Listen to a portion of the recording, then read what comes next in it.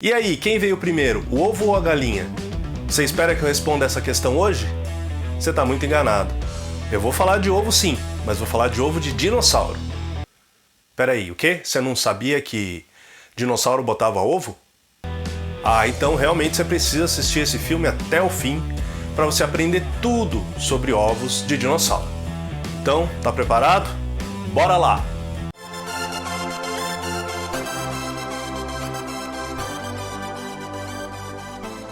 Oi, olha eu aqui de novo, eu sou Luiz Melo e você está no canal Dinosfera. Hoje nós temos um vídeo muito especial, um vídeo que vai falar tudo sobre ovos de dinossauros. E para começar, já vou colocando aqui uma pergunta. Você sabe o que é isso? Eu acho que sim, né? Um ovo.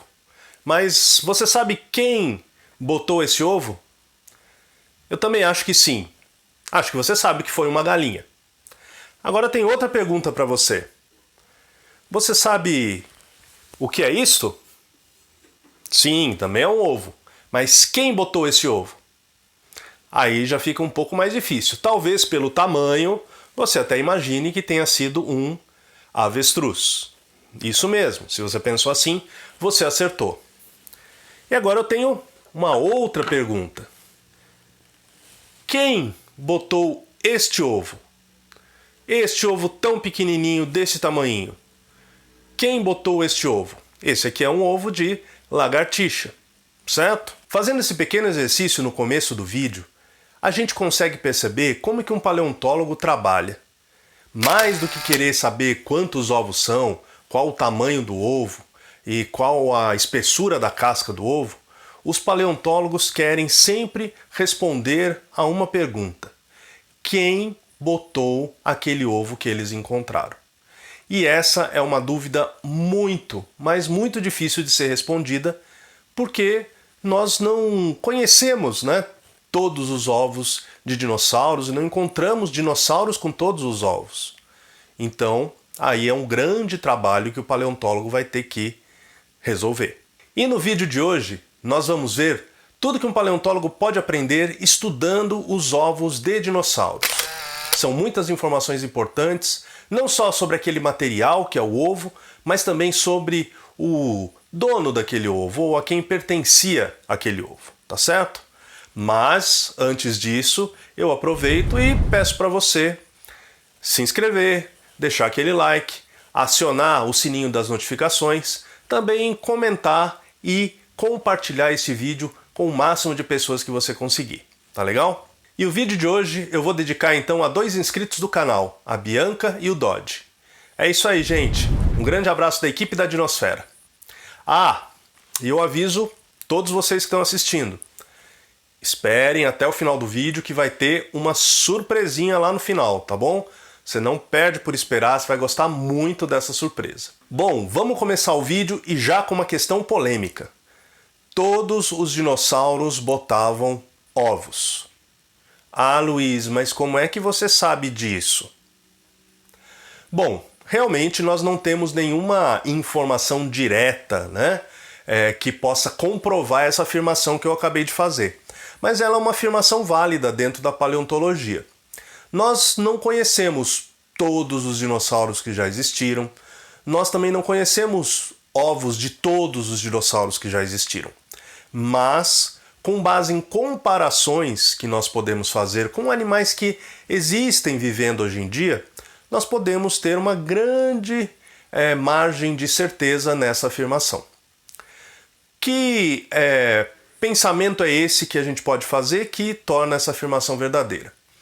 Veja só, se nós pegarmos os descendentes dos dinossauros, e que existem hoje em dia aqui ao nosso redor, que são as aves, todas as aves botam ovos, certo? Portanto, essa é uma característica que pode ter aparecido já nos dinossauros. Mas tem outra coisa. Se a gente pegar os parentes mais próximos dos dinossauros que ainda vivem, que são os crocodilianos, ou seja, jacarés, crocodilos, aligatores, eles também, todos eles botam ovos. Então, né, por essa comparação, há grande chance de realmente todos os dinossauros terem botado ovos enquanto estavam vivos. Quando a gente procura saber da história das pesquisas sobre dinossauros, a gente vê que até mais ou menos 1980, essa década de 1980, era muito raro a gente encontrar relatos de ovos de dinossauros. Até mesmo de ossos de dinossauros era bastante escassa, né, a informação. Mas existia mais do que os ovos propriamente ditos.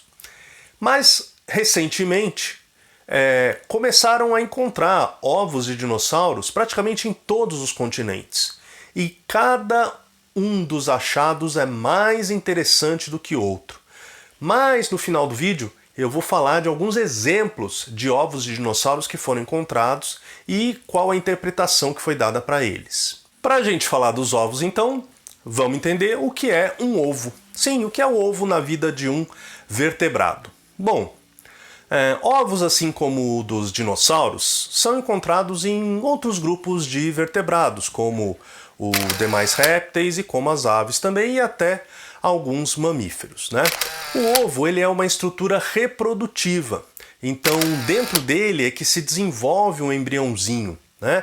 E o ovo, ele precisa ter ali todas as características, todas as estruturas necessárias para manter aquele embriãozinho vivo e em pleno desenvolvimento. Afinal de contas, o objetivo é que o embriãozinho nasça e vire um pequeno dinossaurinho ou um pequeno animal que possui aquele ovo, certo?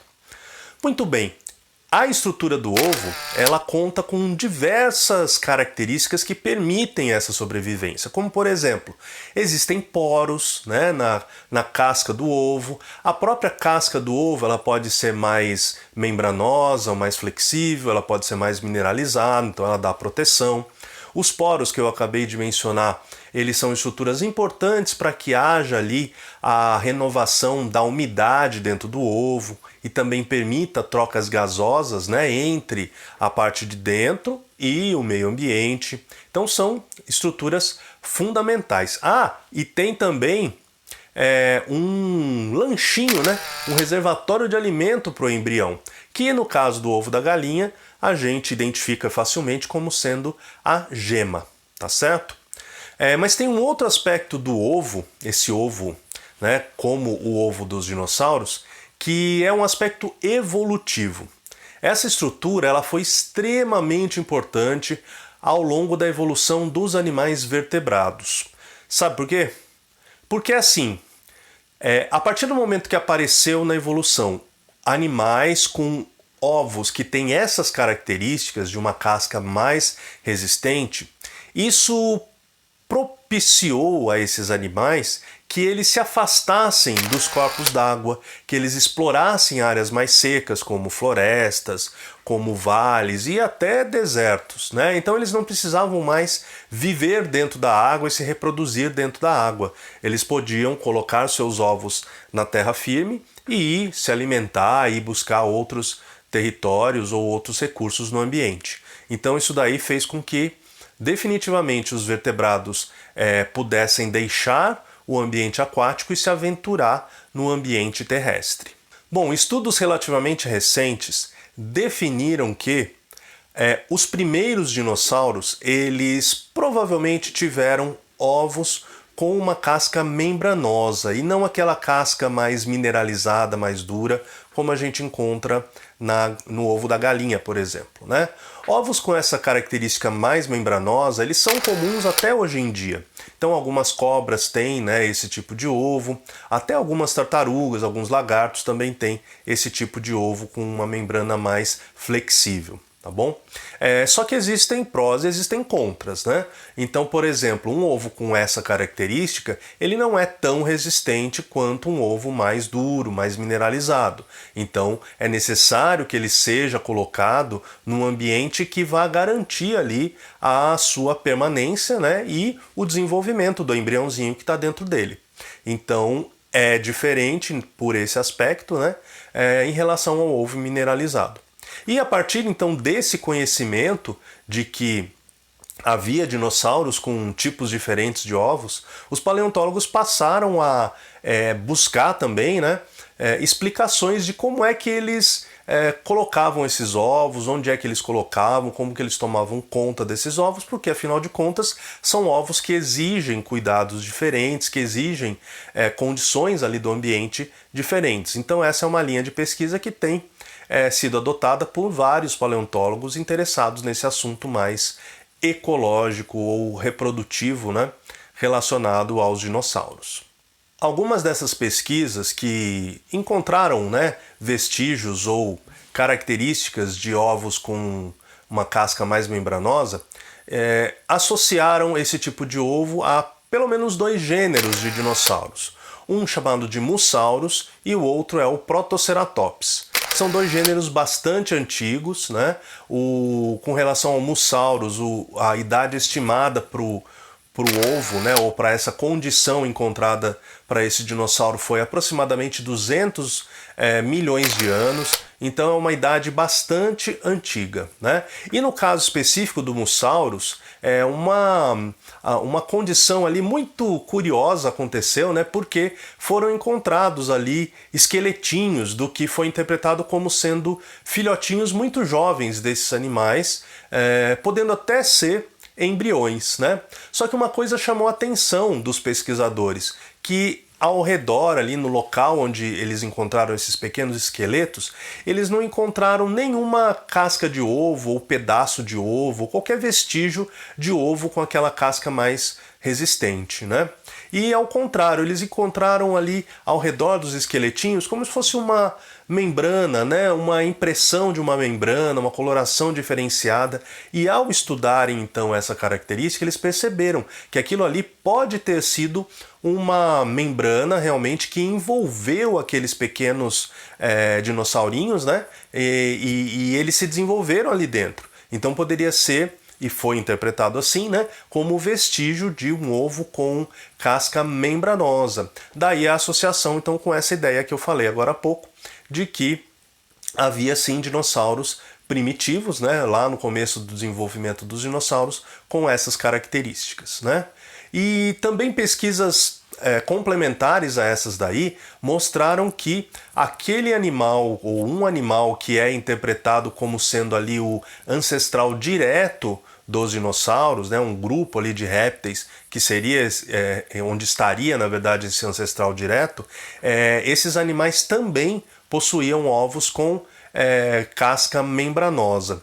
Então talvez os paleontólogos acreditam até que essa seja a característica primitiva dentro do grupo e que um ovo com casca dura, mineralizada, surgiu posteriormente, né? E aí surgiu de maneira independente, porque já foram encontrados ovos com casca mineralizada para dinossauros dos 3 principais grupos, tá certo? Então essa seria uma característica derivada que surgiu aí ao longo da evolução, né, dos dinossauros e de maneira independente ali naqueles 3 grupos. Quando a gente olha uma imagem de ovo de dinossauro, e você pode fazer isso com essa imagem que eu estou colocando aqui agora, a gente tem a impressão que a casca do ovo do dinossauro é uma casca lisinha, né, toda com a superfície toda bem lisa, mas na verdade não. Esses ovos, quando você olha mais de perto com um microscópio ou algum aparelho que aumenta a imagem, você acaba vendo que a casca do ovo do dinossauro ela tem muitos poros, né? Muitas aberturas, muitos canaizinhos ali que fazem a comunicação da parte de fora, ou seja, do meio ambiente, com a parte de dentro do ovo, né? E o estudo desses poros ou dessas características é muito importante dentro aí da paleontologia porque revela muitas coisas sobre os dinossauros. Por exemplo, o tamanho dos poros e a quantidade de poros, até onde se sabe, até onde foi estudado, né, é próprio de cada espécie. Então cada espécie vai ter a sua combinação ali de tamanho e de quantidade de poros, né? E também a partir dessas características a gente consegue saber, por exemplo, como foi a condição em que aquele ovo foi colocado, né? Como era o meio ambiente ali, se ele foi um ovo que foi enterrado, se ele foi um ovo que foi colocado num ninho ali ao céu aberto. Então, de acordo com a quantidade de poros e o tamanho deles também dá para saber, porque justamente esses poros eles vão regular, né, a umidade, a questão da umidade, da respiração, das trocas gasosas dentro do ovo. Então, se você tem um ovo que tem uma casca com muitos poros ou poros muito grandes, isso aí indica que ele tem uma grande facilidade de ressecamento. Então, se ele ficar num ambiente muito seco, o embriãozinho vai morrer por falta de umidade, né? Portanto, ele tem que ser colocado num ambiente que propicie ao ovo a umidade necessária para ele se desenvolver. Já ao contrário, se ele é um ovo que tem poros muito pequenos, poros espaçados, ele é um ovo que guarda mais umidade dentro dele, né? Então o embrião está mais protegido desse ponto de vista, de maneira que o ovo pode ser colocado num ambiente mais seco, que o embrião não vai sofrer nenhuma consequência de desidratação, por exemplo. Então agora eu tenho que ler um e-mail que eu recebi essa semana, enquanto eu estava fazendo as pesquisas para colocar as informações neste vídeo. Então o e-mail veio de Ovaldo, da cidade de Claras Novas, em Goiás. O Ovaldo pergunta assim, deixa eu ler para não errar o que ele perguntou. Olá, Luiz e pessoal da Dinosfera. Quando a gente acha um ovo de dinossauro, dá para saber quem botou esse ovo? Bom, Ovaldo, primeira coisa, se você achar um ovo de dinossauro, meus parabéns, você tem muita sorte na sua vida, tá? Segunda coisa, não dá, geralmente não dá pra gente saber a identidade. Só é possível saber a identidade de quem botou o ovo de dinossauro fossilizado se dentro do ovo estiver ainda o embrião, né?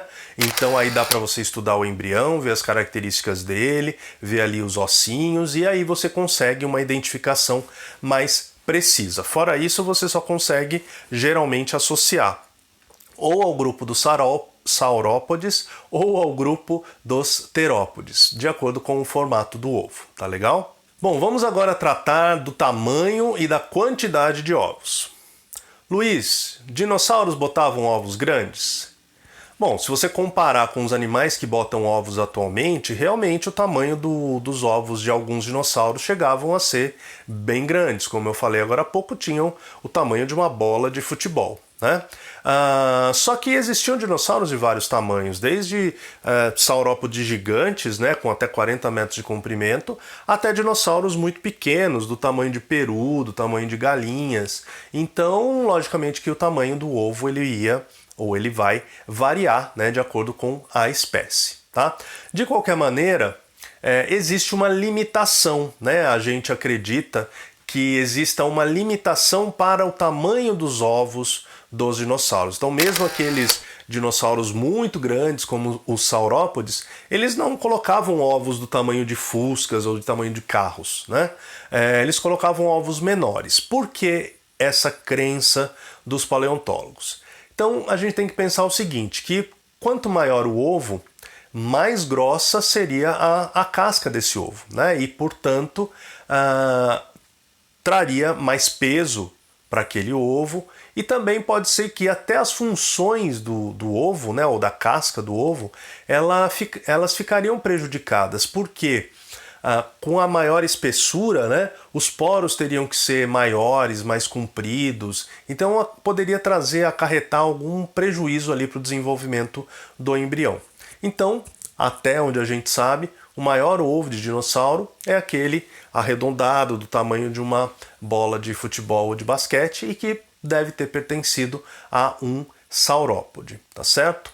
Bom, pensando nisso que eu acabei de falar, dá pra gente perceber então que não existe uma relação direta, né, entre o tamanho do ovo e o tamanho do adulto. Por quê? Se fosse pra gente esperar alguma coisa, a gente esperaria que o filhote recém-nascido de um saurópode gigante também fosse um filhote gigante, quando na verdade as informações que existem, elas dizem exatamente o contrário.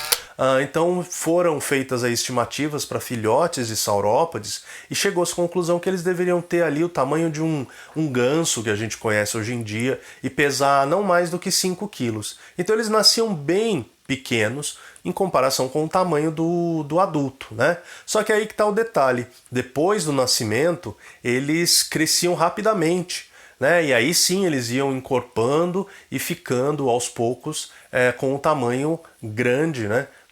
Até chegar no estágio adulto e ser aí os grandes representantes dos dinossauros no nosso planeta, tá certo? Então, essas são estimativas para os saurópodes. Pode ser que alguma coisa semelhante também acontecesse para representantes dos outros grupos de dinossauros. E a quantidade de ovos, né? Quantos ovos é possível a gente encontrar em um ninho de dinossauro? Bom, a quantidade depende da espécie, né? Então já foram encontradas ali para alguns terópodes de 10 até cerca de 40 ovos, mas existem estimativas, existem informações, né, que nos dizem que para os grandes saurópodes pode ser que os ninhos tivessem até 100 ovos, né, em cada ninho. Isso, ninho, falei ninho. Você não sabia que dinossauro fazia ninho? Pois então aprendeu mais uma. Sim, existem muitas informações a esse respeito. Existem estudos específicos para determinar qual tipo de ninho que os dinossauros faziam, né?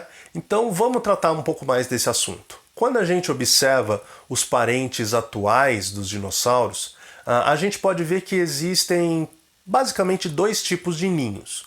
Entre os crocodilianos é bastante comum aquele ninho que é um ninho coberto, então as fêmeas botam os ovos e jogam algum material por cima, pode ser matéria orgânica misturada com terra, e os ovos ficam ali protegidos e o embriãozinho fica se desenvolvendo ali. E quando a gente vê as aves, é possível notar que elas fazem um ninho, um tipo de ninho que é aberto, e aí elas vão, se sentam sobre os ovos e ficam chocando esses ovos até o nascimento dos seus filhotes.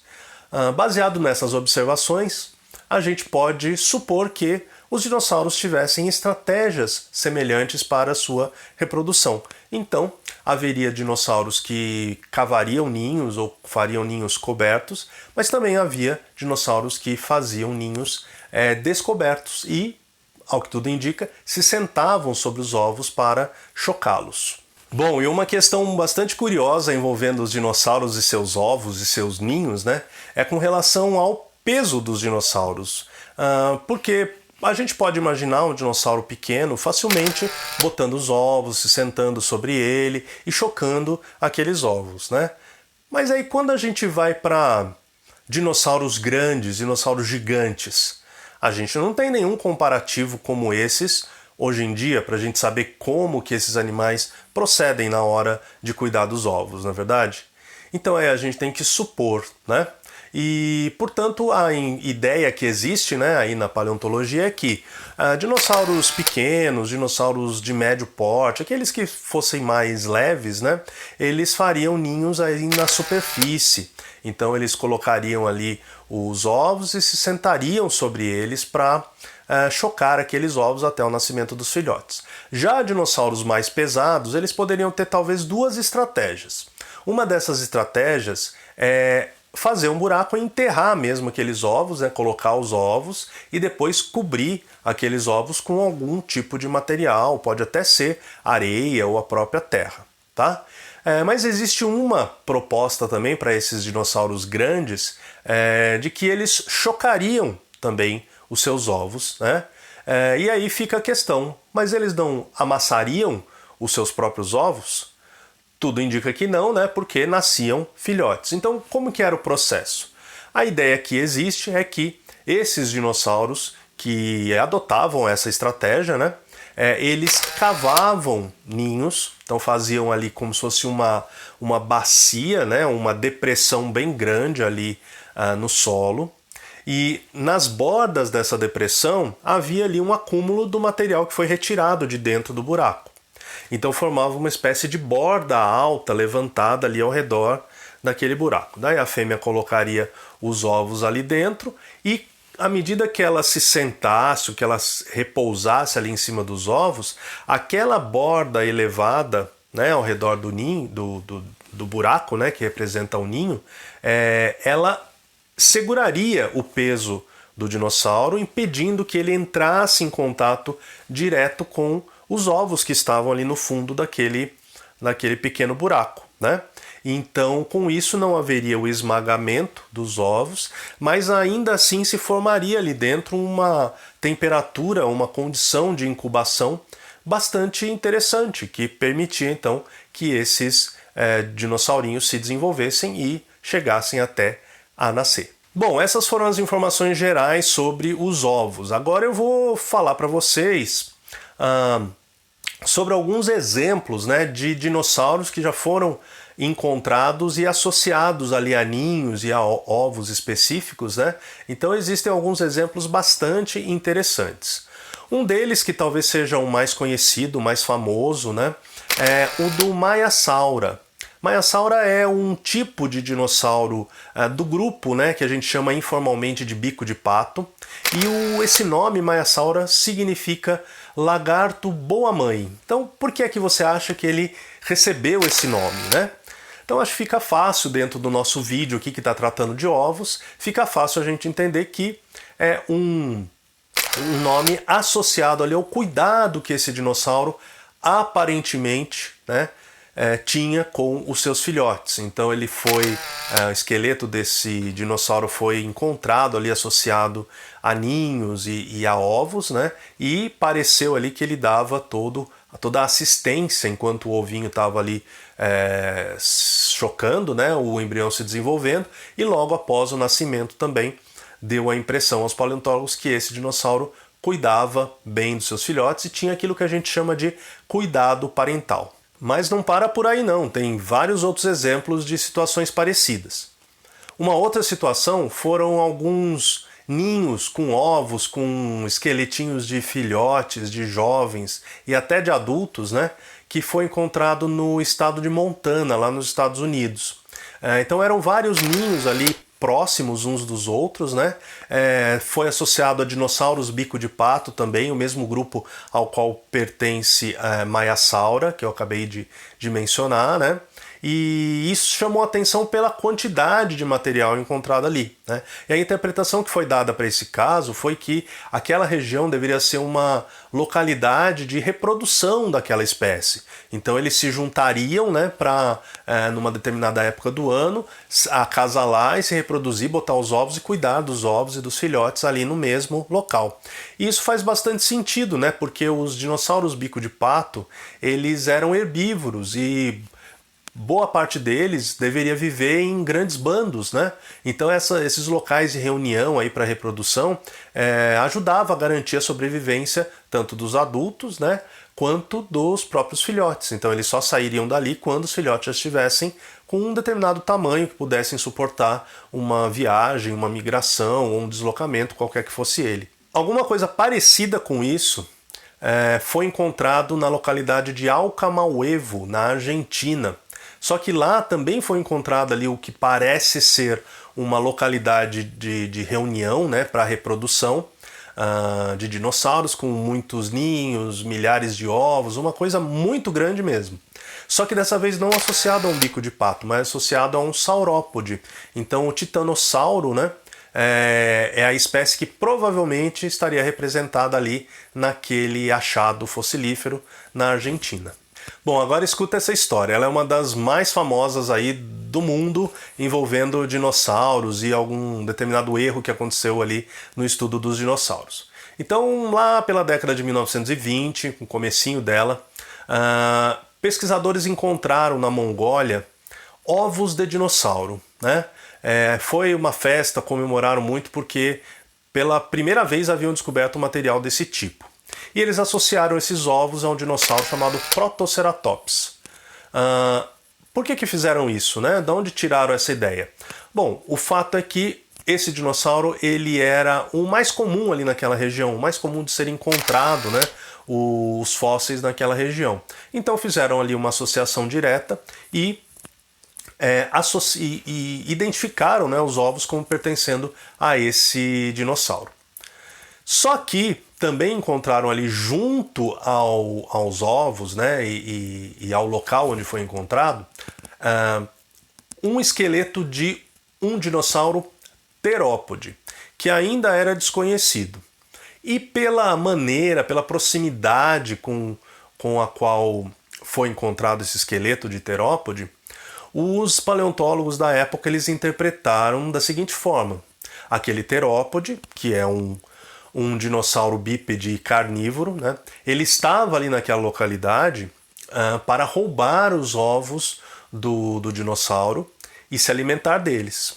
Então, esse terópode foi nomeado, né, como Oviraptor. Acho que você conhece esse dinossauro, né?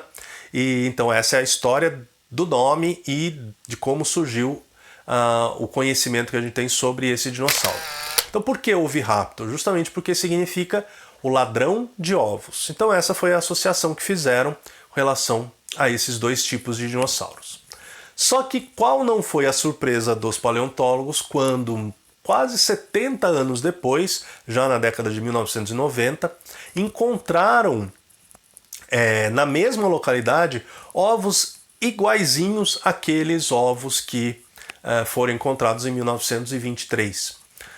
Só que dessa vez encontraram também embriõezinhos dentro de alguns dos ovos. E ao estudarem esses embriões, qual foi a surpresa dos paleontólogos? Isso mesmo. Os ovos não eram do Protoceratops, os ovos eram do Oviraptor. Então, na realidade, o Oviraptor, naquele primeiro achado de 1923, ele não estava ali porque ele estava roubando os ovos, mas sim porque ele era provavelmente o pai, a mãe, ou era um animal dessa espécie que estava ali entre os ovos, né, numa área de reprodução. Então com esse achado, né, de 1995, os paleontólogos acabaram vendo que aquele nome, né, Oviraptor, era um nome injusto, já que o dinossauro não estava roubando ovos. Mas, de qualquer maneira, o nome persiste até hoje, né, e não foi mudado para esse dinossauro terópode. Bom, aproveitando que a gente está falando do Oviraptor, você conhece a Big Mama? Big Mama foi o nome dado a um esqueleto de Oviraptorídeo, né? Não exatamente da espécie ou do gênero, melhor dizendo, Oviraptor, que foi encontrado na década de 90 também, divulgado alguns anos depois, né? E o fóssil ali, a cena encontrada pelos paleontólogos é a seguinte: era um ninho com vários ovos dentro, e sobre os ovos havia um esqueleto desse Oviraptorídeo que estava mais ou menos assim com os membros, né, com os membros anteriores, que seriam os braços dele, abertos, como que protegendo os ovos, né? Então esse achado ele ganhou aí repercussão mundial, né? Depois foi melhor estudado, a espécie identificada como pertencendo ao gênero Sitipati, e ganhou aí notoriedade no mundo todo, né? E mais recentemente também foi encontrado na China algo parecido. Então também foi encontrado um ninho, né, com bastante ovo ali, e também um esqueleto de Oviraptorídeo mesmo, de uma espécie ainda não identificada, sobre os ovos, né?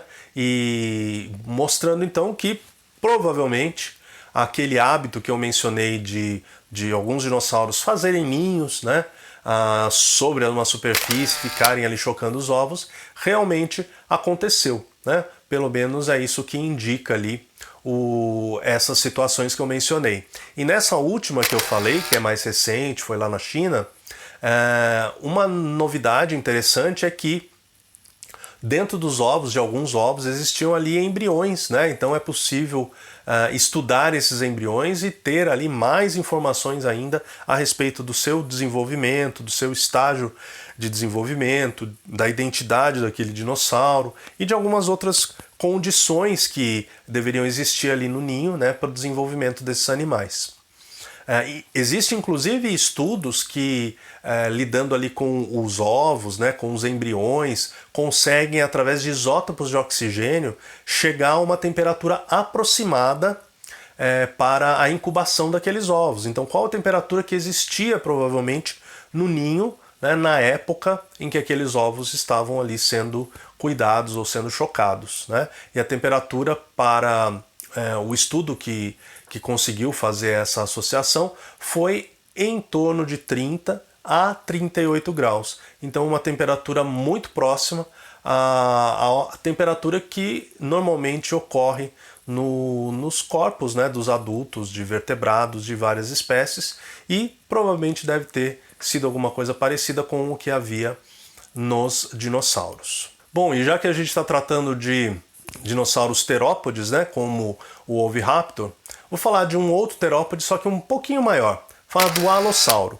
Então todo mundo conhece o Alossauro como um grande carnívoro, né? Um pouco menor apenas que o Tiranossauro Rex, bastante feroz e provavelmente bastante cruel. Mas aparentemente, pelas pesquisas que foram feitas em Portugal, além de ser cruel e feroz, ele deveria ser também um bom pai, uma boa mãe, né? Por quê? Foram encontrados em Portugal ninhos ali com cerca de 20 ovos, e esses ovos foram associados ao Alossauro, né? Então, ao que tudo indica, ele fazia esse ninho, botava os ovos dentro e ficava ali ao redor, nas redondezas, protegendo esses ovos, né? E ainda foi encontrada uma coisa muito curiosa. Junto com esses ovos, ou ali perto desses ovos, foram encontrados ovos de uma outra espécie, que foi interpretada como sendo de um crocodiliano. Bom, como é que eles sabem que era outra espécie? Uma diferença simples de tamanho, de formato, que mostrava que ali tinham dois tipos de ovos, né, melhor dizendo, nitidamente diferentes. Então, ali estudando, acharam a semelhança com ovos de crocodilianos. E aí foram investigar, né, o que aqueles ovos estavam fazendo ali. E a solução encontrada foi que provavelmente o que estava acontecendo ali naquela cena era o que chamaram de parasitismo de ninho, alguma coisa que a gente conhece com algumas aves atuais, né, que botam seus ovos no ninho de outras aves para que elas cuidem ali dos filhotes, né? No caso da situação da cena que eu mencionei lá envolvendo o Alossauro, pode então ser que a fêmea do crocodiliano tenha ido até o ninho do Alossauro em algum momento, depositado os ovos ali perto ou feito o seu próprio ninho, porque, afinal de contas, né, qual melhor situação para você proteger os seus ovos do que colocando sob a guarda de um terópode gigante como o Alossauro, na verdade? Ainda mais tendo um pai, uma mãe ali cuidando dos ovos e protegendo a qualquer custo. Então, a interpretação, pelo menos, que foi dada a esse achado fóssil foi essa daí. Bom, gente, esses foram os exemplos então que eu separei para ilustrar um pouquinho essa parte dos ninhos e dos ovos, né, e como que a gente aplica essas informações, esses conhecimentos sobre os ovos de dinossauro. Agora chegou a hora, né, como eu falei, da surpresa do final do vídeo. É uma surpresa que você não perde por esperar. Antes da surpresa, para eu poder mostrar a surpresa para vocês, faz o seguinte, se inscreve, deixa um like, compartilha o vídeo, comenta e ativa ali o sininho das notificações, na verdade, para você ser lembrado dos próximos vídeos que a Dinosfera lançar, tá bom? Então, não vou enrolar mais, vamos lá para a surpresa do vídeo de hoje. Bom, olha lá então, gente, você deve estar pensando, Luiz, mas isso aí você já mostrou no começo do vídeo, isso aí que é a surpresa? Não, nada disso, eu só deixei esse material aí só para você ter uma comparação, né, do tamanho desses ovos que nós usamos no começo do vídeo. Mas a surpresa começa agora. Olha só que belezinha isso que eu estou mostrando para você. Isso aqui é um modelinho em resina de um ovo de dinossauro com o embriãozinho lá dentro, como que ele seria se tivesse o embriãozinho lá dentro. Então isso aqui é de uma réplica, né, uma cópia aí de um fóssil encontrado na década de 90, mais ou menos, que é chamado de Baby Louie. E ele tem na realidade 38 centímetros de comprimento, o original. Esse aqui é uma cópia um pouco menor do que a minha mão, como você pode ver. Mas é de um fóssil extremamente conhecido, famoso e sobre o qual não se tem ainda uma identidade precisa, né? Sabe-se que é de um terópode, de um dinossaurinho terópode, provavelmente era um dinossauro bastante grande pelo tamanho do ovo, né? Mas não se sabe exatamente a qual dinossauro pertencia, tá certo? Então esse aqui é o Baby Louie. Agora tem a segunda surpresinha do vídeo, que é esta daqui. Também uma réplica de um ovo, agora sim dá pra gente saber qual é o embriãozinho aqui relacionado neste ovo, que é um oviraptorídeo, e a gente sabe isso por causa desse biquinho aqui que ele tem, né, que é característico aí desse grupo dos oviraptores. Então é como ele deveria ficar dentro do seu ovinho. Olha que coisa mais fantástica, seria super interessante se a gente encontrasse de fato um ovo com um embriãozinho como este daqui, não é verdade? E aí, como toda surpresa deve ter o seu ponto alto, aqui vai a cereja do bolo da surpresa de hoje. Estão preparados para isso? Então olha lá, que beleza! Vou deixar que vocês observem. Olha isso, que maravilha! Imagina se a gente pudesse encontrar isso aqui de verdade hoje em dia, um ovo de Tyrannosaurus Rex. Então aqui um ovo de um tamanho próximo ao tamanho real do ovo dessa espécie. Aqui você tem uma comparação com a minha mão, né? Então o embriãozinho saindo ali de dentro, já com as suas características ali do animal adulto. Então um material muito interessante, muito ilustrativo, que você só encontra, lógico, aqui na Dinosfera. Por isso que você segue a gente, por isso que você curte a gente nas redes sociais e por isso que você não desgruda da Dinosfera, tá bom? Então olha só, com esta imagem maravilhosa do pequeno bebê Tyrannosaurus Rex, eu encerro aqui a surpresa do vídeo de hoje. Bom pessoal, o vídeo de hoje vai ficando por aqui. Espero que você tenha gostado, tenha se divertido e tenha aprendido bastante coisa sobre esse incrível mundo dos dinossauros. Então para terminar eu peço para você se inscrever, deixar o like, ativar o sininho de notificações, comentar bastante dizendo o que você gostou, o que você não gostou, o que você quer ver nos próximos vídeos da Dinosfera. E também peço para você compartilhar esse vídeo para que ele chegue para o maior número de pessoas possível. Então é isso, o vídeo de hoje fica por aqui. Valeu!